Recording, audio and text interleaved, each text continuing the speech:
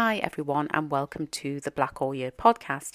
I'm Steph Edusei and I am a black woman of mixed heritage, and if you don't know why that's important, you need to listen to the other podcasts. This time it's a little bit different. This is something that has been recorded especially for podcast, so you will not get this content anywhere else, and I really hope that you enjoy what is actually quite a personal conversation between myself and a friend. If you do like this, please remember to like and subscribe, because not only does that mean that you'll get access to future content, but also that other people will be able to find it too, and that's really important. Thanks, and let's get on with the show.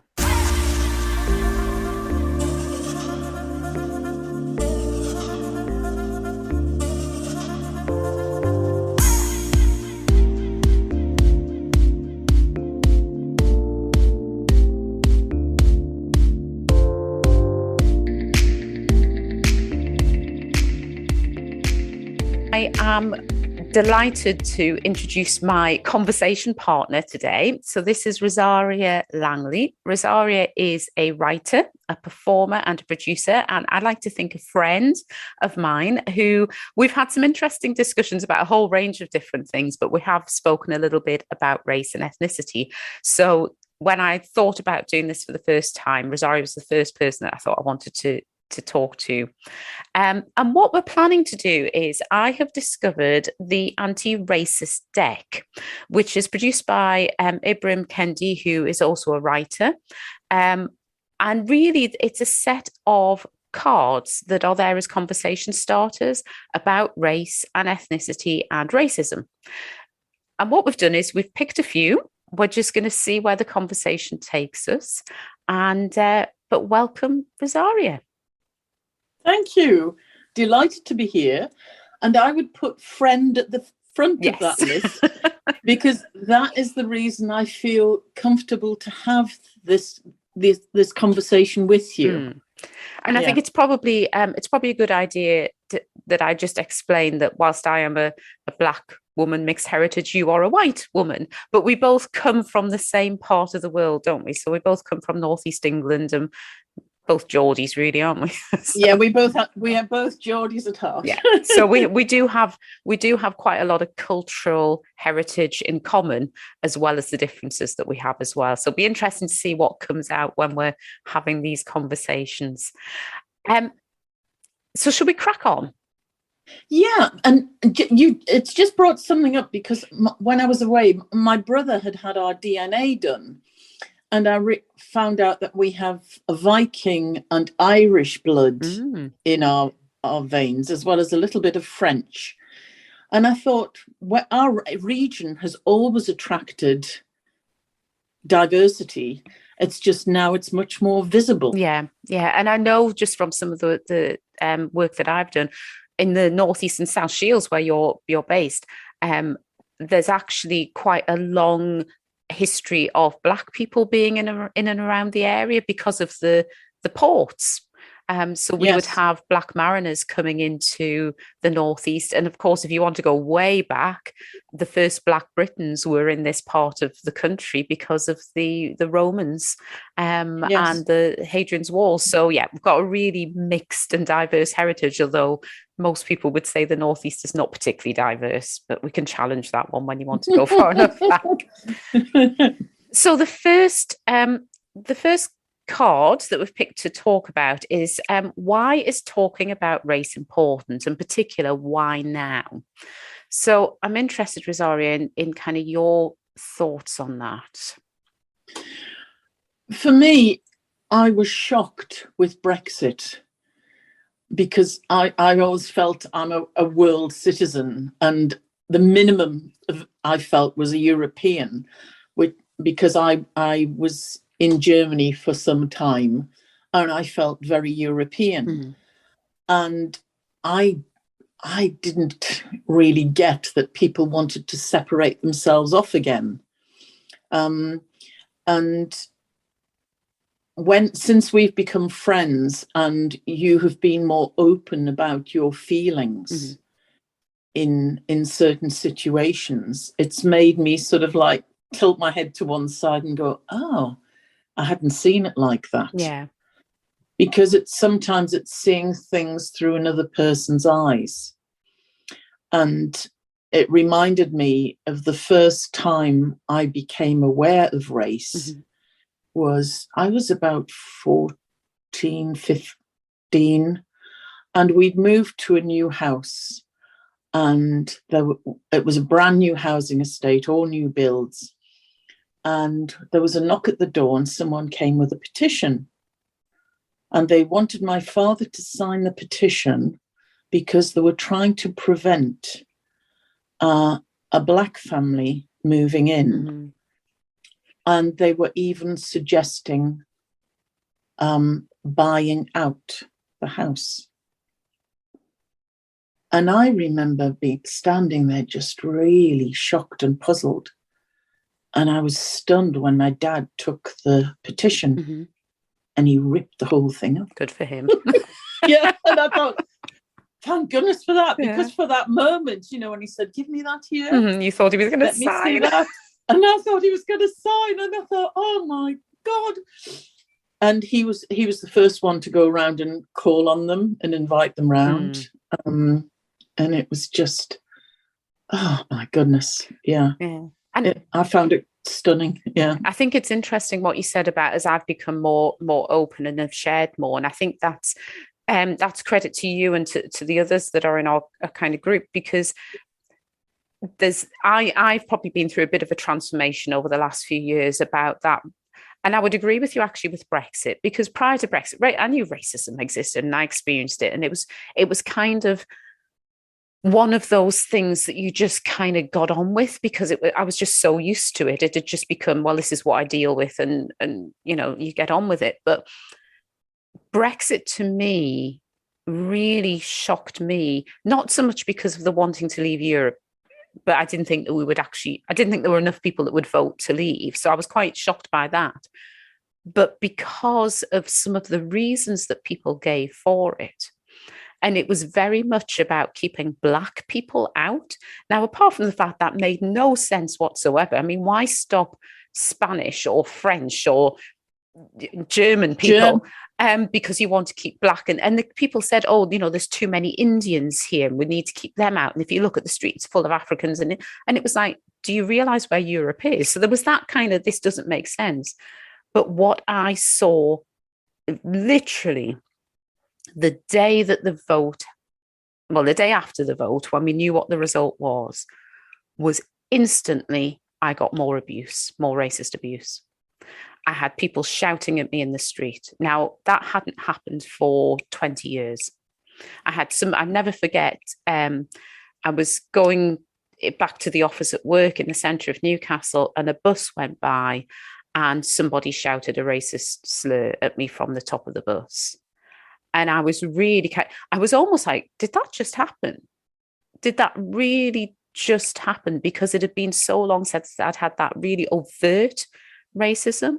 And I think what it did in this country was Brexit legitimized the racism and it emboldened the racists. So whereas before what we'd had was people who held those views but knew they were wrong and thought that they were in the minority, they suddenly felt or saw or believed that they were in the majority and that it was okay for them to express it. So I think what we've had since that vote, which was 2016 or something now, it was ages ago, is people, it's got worse because people have felt that the Brexit vote has given them permission to behave in that way.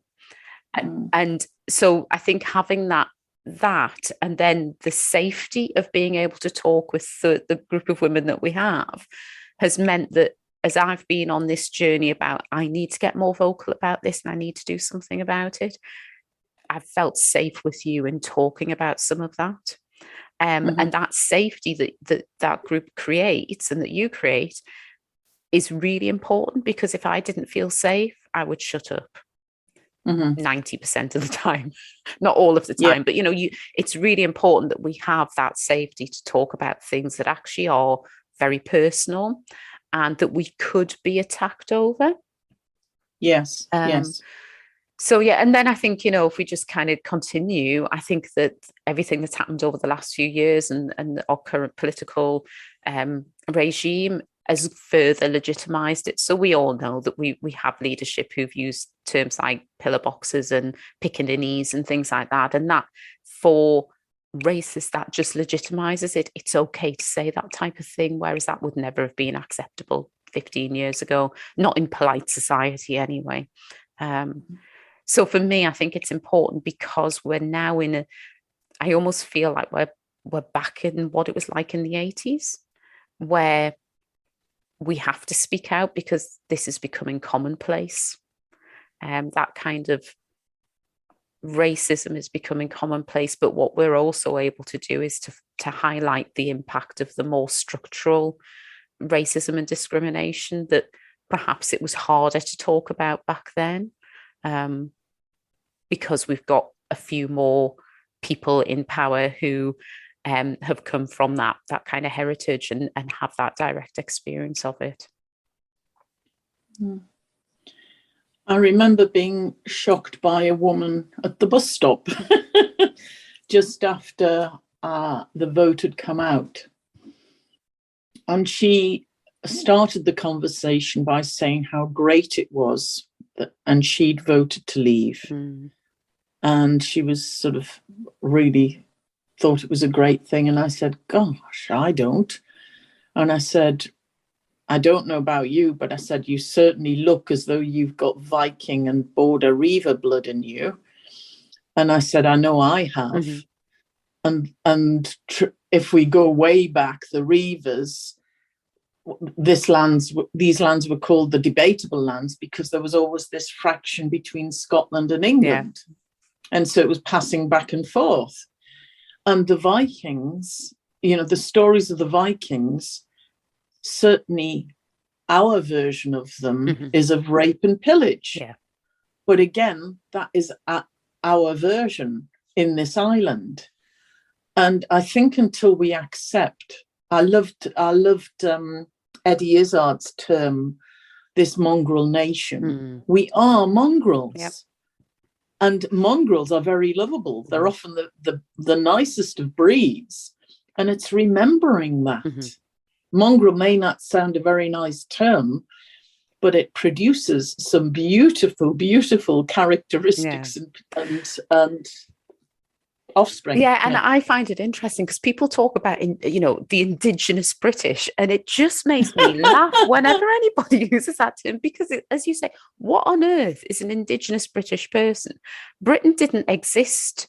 It's a collection of tribes and peoples, and we've had immigration and kind of crossbreeding, for want of a better term, for hundreds and hundreds of years. So this idea of the indigenous British person as being this pure blood is an absolute nonsense. But the difference is, I suppose, between me and you is, whilst you know that you are made up of a number of different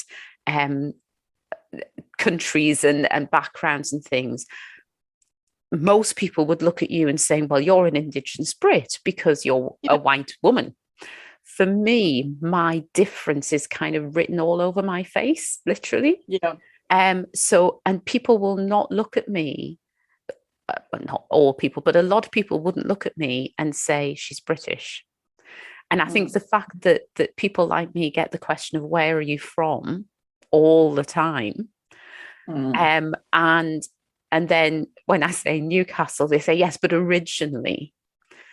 And if somebody's saying, I'm really interested in what your ethnic makeup is, because I'm really fascinated by that type of thing. I love to talk about my Geordie heritage and my Ashanti heritage. I love it because they're both really rich cultural backgrounds. But if you're just doing it so that you can say, are you really British? Or are you an immigrant? Well, you know what? I'm the daughter of an immigrant who has given so much to this country, who worked here, has paid taxes here, has raised 3 children, 2 of which worked in the public sector and have, continued to contribute a lot to the country. What is your point? Why do you need to know if we're descended from immigrants? Yeah. I think it's just annoying. It really is annoying that becomes the thing that people want to define me by. And it's the, do you belong here? Is the inference, I think. Yeah, for me, I've now become wary of asking that question. Whereas for me, it was always about, oh, I'm interested in you. And it isn't, and I ask it of everyone.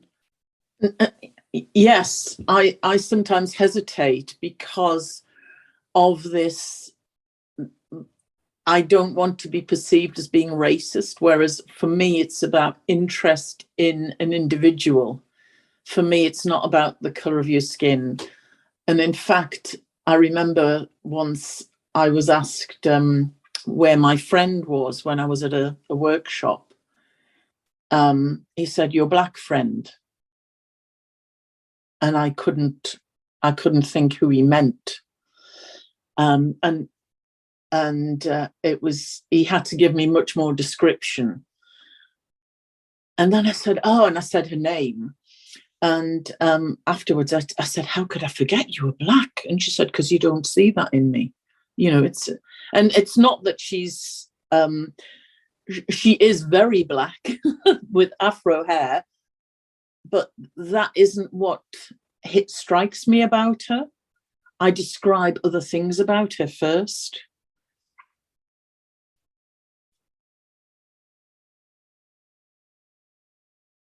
And I think that's a really challenging one, because so I know what you mean when you say, actually, that's not the first thing that you think of when you see that person. And actually, I suspect that with me, that's not the first thing that you think of when you think of me. You probably don't think about my ethnicity and my race. Yeah.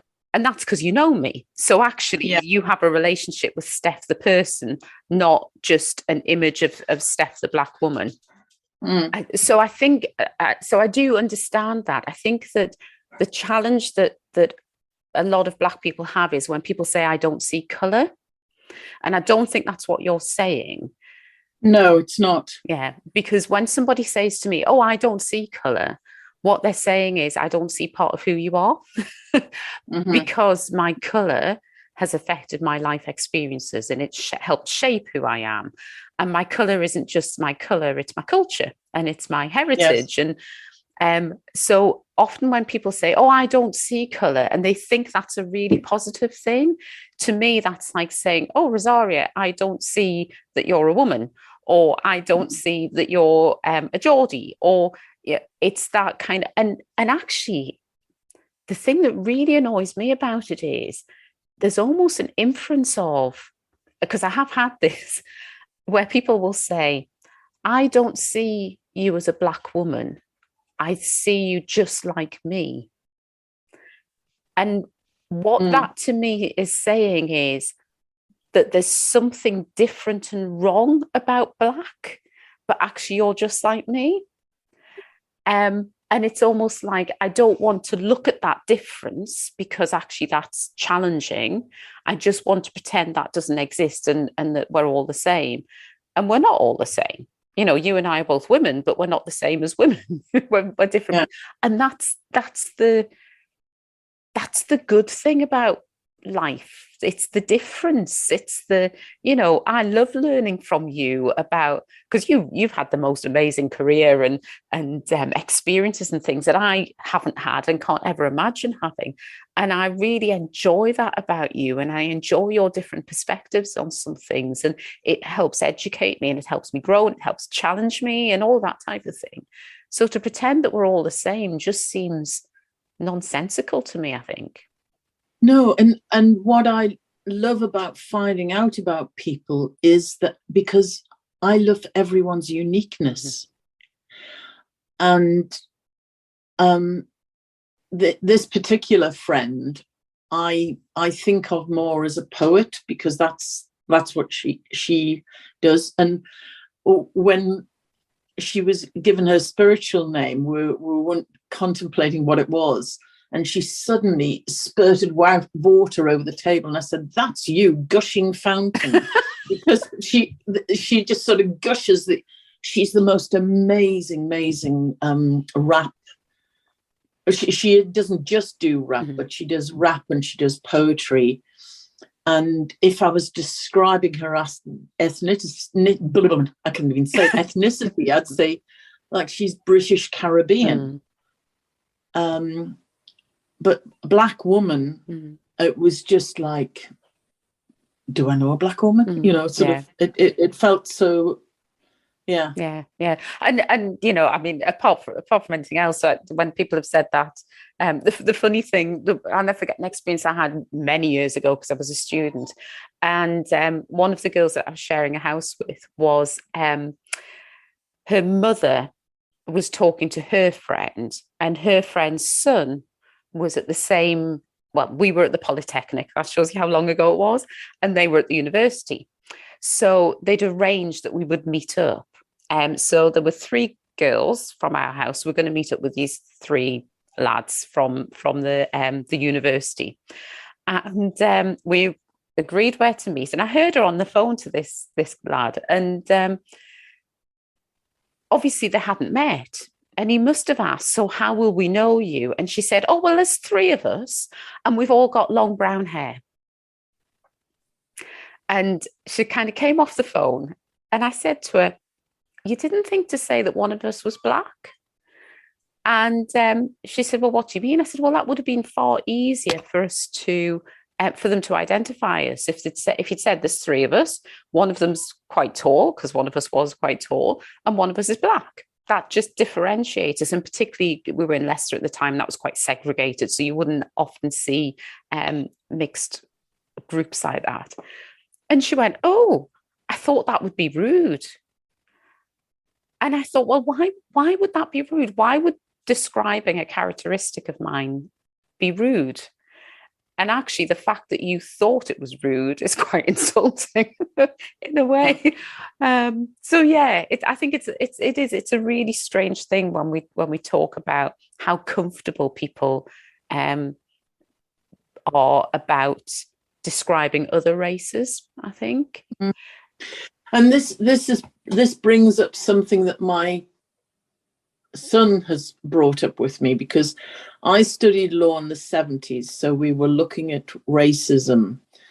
And to me, the definition of racism from the legal perspective was when you're bringing someone into, you know, when you're condemning or behaving or speaking in a way that is meant to be a slur or racially abusive. It wasn't, to me, it wasn't about making a distinction. And when I've said to my son things like, "Oh, my Hindu friend in Aberdeen," and he said, "That's racist." But I only have one Hindu friend in Aberdeen. And to me, that makes it distinctive. And I only, at the moment, have one Geordie Ashanti friend. But to me, that isn't racist. No. That's just being descriptive. Yeah. And I would agree with you. I don't think that describing somebody by their characteristics is racist if the intent is just to differentiate them from your Jewish friend in Aberdeen, for example, or your Scottish friend in Aberdeen, your white Scottish friend. So I wouldn't. I think racism has to have a couple of factors. So there has to be that that impact of prejudice and doing, either making less of, doing harm to, withholding, all of that kind of very negative stuff that goes around it. But there also has to be a power thing in it as well. So often you'll get people say, when you say this about white people, that's racist. It may be prejudiced, it's not racist.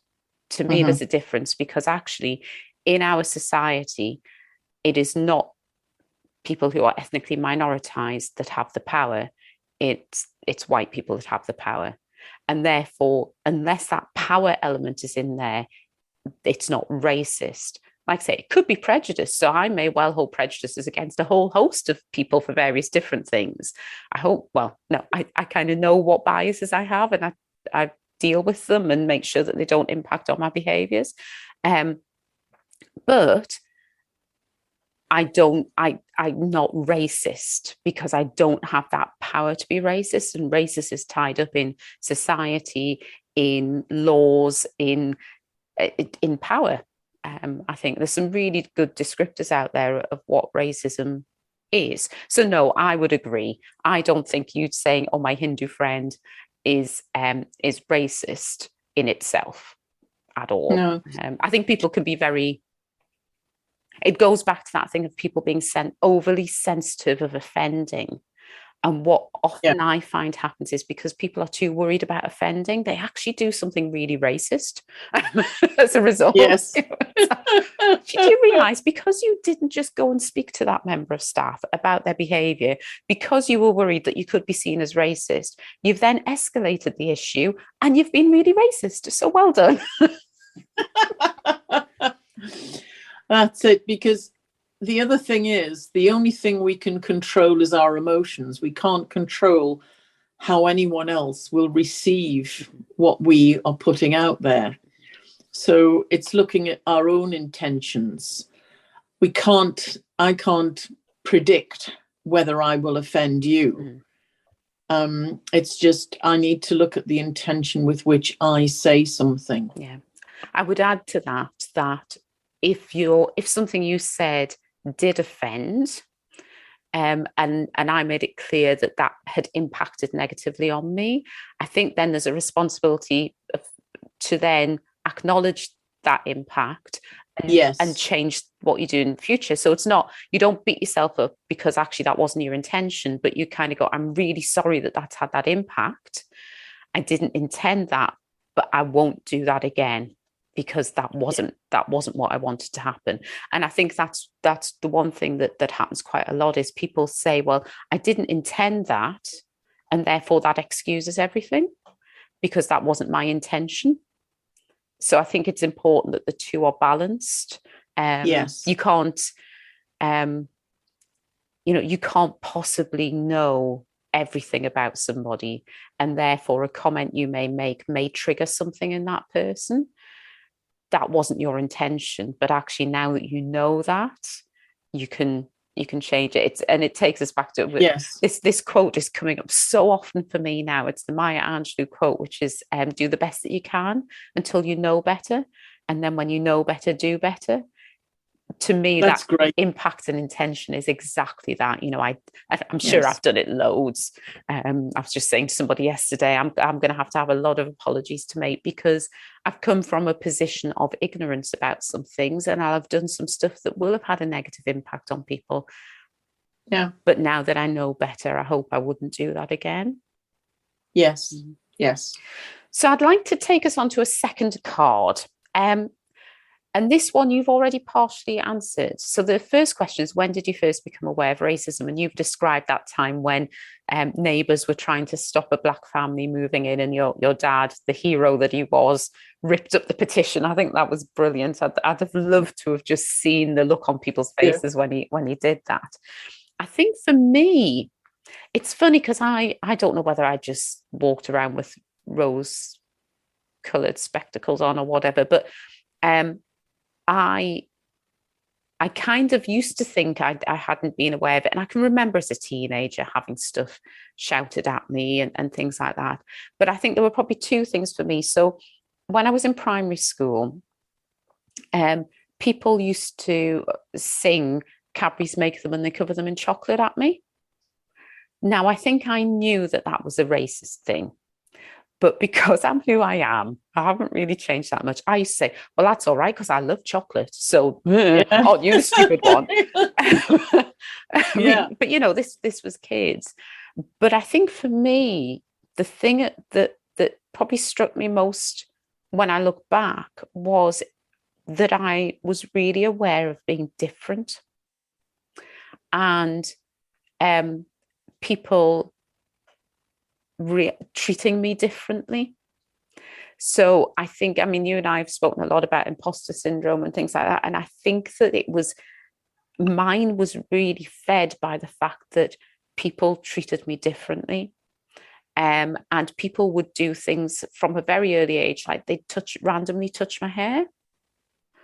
And things like this really surprised me when you said this, that people just touch your hair. Oh yeah. And it's happened my entire life where people just I got my hair cut. I used to have very long hair, and then I had it cut when I was 7, quite short. So I had that kind of like a bit of an afro, and people would just come along, go boing, boing, boing, and literally say the word boing, boing, boing as they patted my head.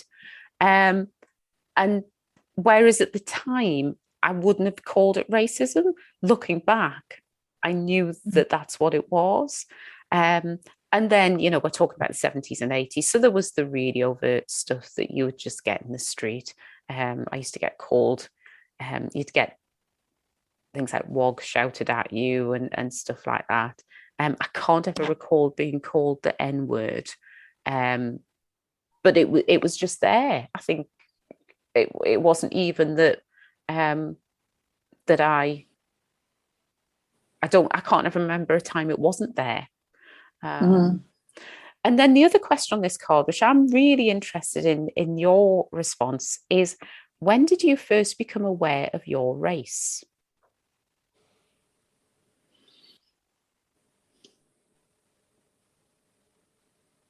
That's an interesting one, because I was going to say earlier, I don't know that the only time I describe myself as white is on these ethnicity, on the diversity forms. I never think of describing myself verbally as white. And when I was about 8, we went to stay with my uncle and aunt who lived in Surrey. And this isn't about skin colour, but it's about, I remember the conversation in the car coming home, because my uncle and aunt had thought my sister and I were real shockers because our accents were so terrible, because we were Northern. But my uncle and aunt had very broad Surrey accents. And my uncle was a Geordie who'd moved to the south. And there was this big debate about getting us elocution lessons. And my parents decided not to. And the irony is that whenever I've gone away, when I started working away, people were surprised that I was Northern because they didn't think I had much of an accent. And my local people here are surprised I'm local because I lived away for 30 years, but I don't have much of an accent. I think it was, and in a way it's this, we have these microcosms relating to accents, whereas even where I've moved to now, the accent in South Tyneside is different to Sunderland and to Newcastle. But if you went to London, you would call yourselves Geordies, probably. Yeah. And I think that it's a really interesting comparator in a lot of ways. So, and actually it's that thing of, so I would get both. It's that thing of, because I know exactly what you mean when people go, oh, you're very broad, aren't you? And I go, actually, I'm really not that broad. I can be very broad at times, and other times I can be very, very posh. And I think that there's that inference that because you have a northeastern Geordie accent, therefore you are thick. And I forgot, Steph, who's a TV presenter, she's a very educated woman, very successful, has science degrees and all kinds of things. And yet when she started on TV, people were slamming her because they said she was uneducated because she has a Middlesbrough accent.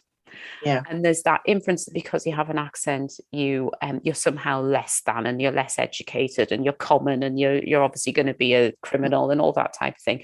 And so there's that, and there's a lot of similarities there between what people think of people with strong accents, like the Geordie accent, and people of colour. I think the difference is you had an option that your parents fortunately didn't take, which was you could have elocution lessons. So actually that can be removed as a barrier. Yes. Whereas obviously ethnicity didn't. And I think it's really interesting. You said, and I thought that might be the answer, that you've never really been aware of your race. I think for me, sorry? I've just remembered when I was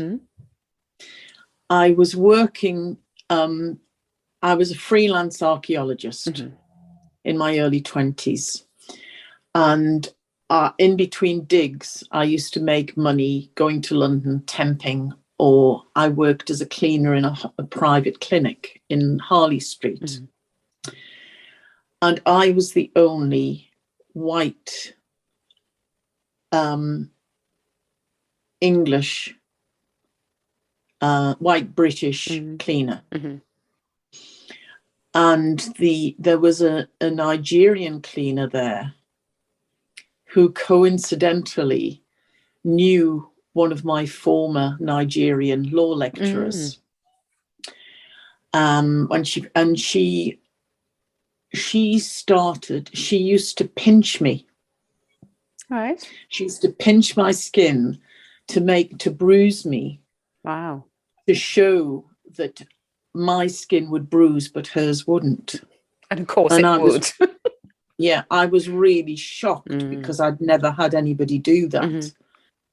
And she later she invited me to her home, which was a bedsit, and it was full of things, duvets and pans, because she was sending everything back. She had children back in Nigeria, and she was working to send things back to them. And she was the one that made me aware of my skin colour. Yeah. And of course she did bruise. It's just that you wouldn't see that dark purple marking that you get on bruising. That's an interesting one. And I'm sorry that you were pinched. That's horrible. What an awful thing to do to somebody. I know. And I was like, what is this? And part of me thought,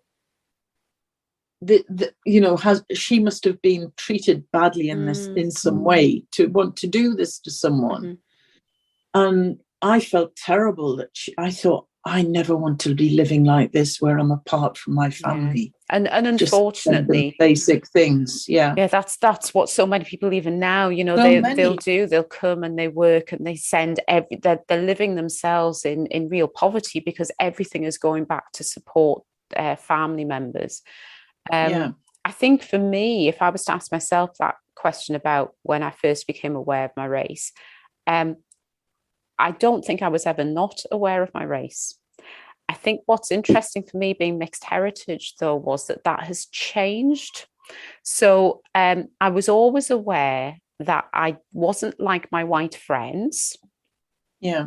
But I was also aware that I wasn't like a lot of my Black family, because they were darker skinned than I was, and I was somewhere in between. And going back to that thing about imposter syndrome, I didn't fit. So I have siblings, I fitted with them, and actually we did have a few friends that were mixed heritage as well, because there were Ghanaian fathers and white mothers. I think they were all that way around rather than the other way around.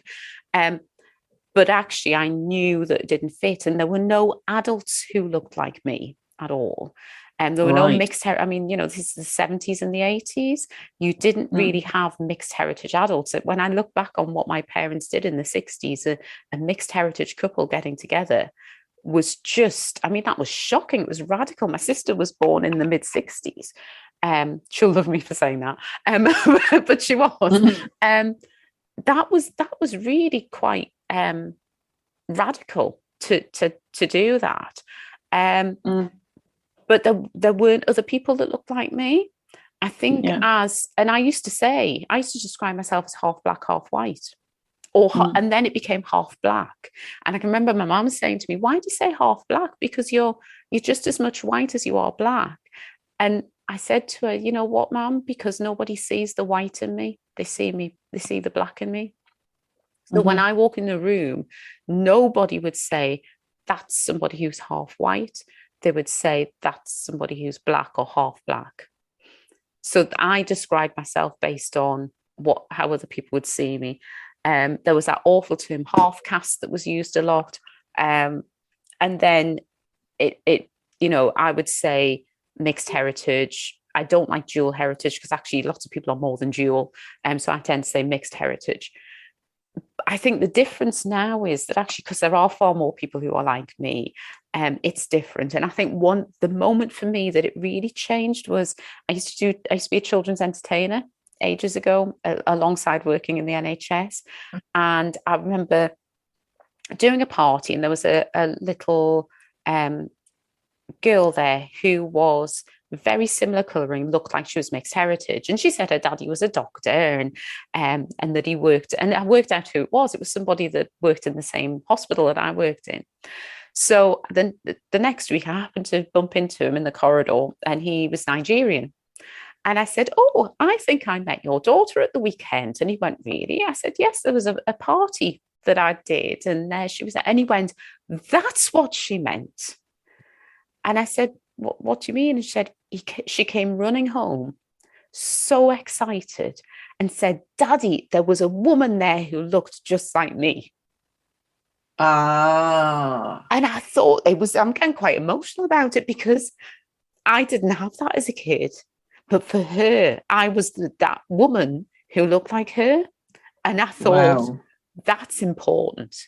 That really, sorry, I wasn't expecting. No, don't. This is goosebumps. Yeah, this is amazing. It was wonderful to hear that she'd been so excited because she'd seen somebody who looked like her. Now, I still know the couple, and they're a wonderful couple. And actually, they've got a number of daughters, and I don't know which one it is. I'll have to ask them one day which one it was that I did the party with. But yeah, it was just, I thought, that's important. It's important that people can see people who look like them, and that they know that. So for me, it was kind of like, oh, well, everybody I know who looks like me is the same age as me.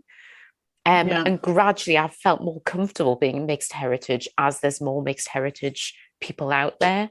And also who are willing to reveal themselves, because I'm remembering I was a guinea pig for a woman who was doing shiatsu, because I trained in shiatsu and Chinese medicine. And for a year, she was helping me. And she came round one day and she was really, I could see something had happened. And I said, do you want to talk? And she said, yes. She said, I've just discovered a family secret. And she said, I'm not, I don't remember, it was one of the grandparents that was Indian, but had never been talked about in her family. And she had never been told about this. And she realized that this was why she looked, she'd never thought of herself as anything but white, but she had a sallow skin. Yeah.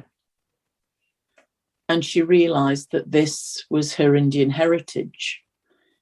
And she just found it so hard to take on board that this had been hidden from her within the whole family for so long. And I think nowadays it's that thing of, you actually, when you hear something like that, you think, why and how could you do that?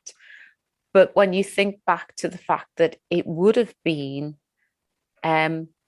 disgraceful, it would have been shameful that somebody had a child with a Black or Asian person, you can kind of understand how then, if the child didn't appear particularly dark skinned, and I can remember hearing about turn of the last century time, when you would have lots of people out in India and they'd take an Indian wife or mistress, and if a child was then born, they would do things like try to keep if the child was quite fair skinned, they'd keep them out of the sun as much as possible. And the the white wife, would be made to take that child as their own. And it's interesting actually thinking back to my cultural heritage in Ghana. So, big area for the slaves being taken, and particularly along the coast. There are lots of people living along the coast of Ghana, around the Cape Coast where the slave castles are, who are called things like Richardson as their surname. And a lot have quite fair skin, and some even have bluish green eyes. And it's because what used to happen there was people who were involved in the slave trade would, that's not meant to words, rape a slave. If they became pregnant, they were freed and not sent over to the Americas, and they were given a house in the town. I think there's an actor, and I can't remember his name. He's been on Casualty and a couple of other things. And when he traced his family tree, he traced it back to this area. And I think that was part of their story, was that they had been in this position where they were going to be slaves, but actually an ancestor of his had become pregnant and therefore was released and given a place to live.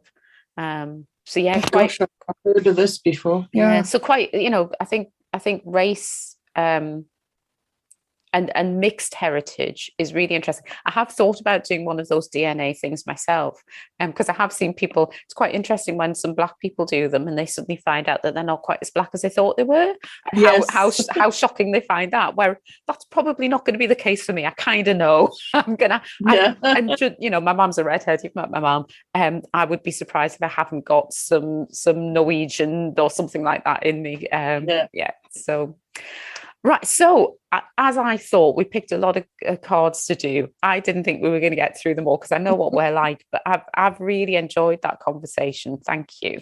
Thank you. We will have to do it again and start looking at the other cards as well, if that's okay with you, because I'd love to continue having these conversations. Yes, me too. Thank you. Lovely. Thank you so much for your time, Risaria.